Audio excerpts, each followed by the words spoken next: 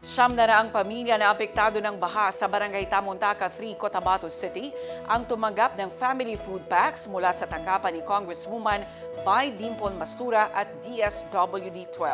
Ang Partners in Peace and Progress story mula kay Maria Andrade.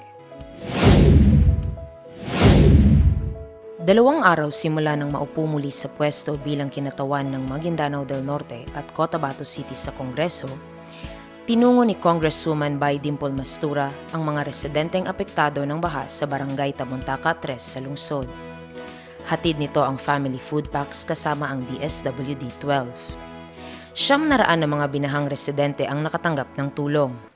Nagpapasalamat naman ang mga opisyal ng barangay sa pamumuno ni Kapitan Zailon Casan sa tulong na kaloob ng mambabatas at ng DSWD. Maria Andrade, iMinds Philippines.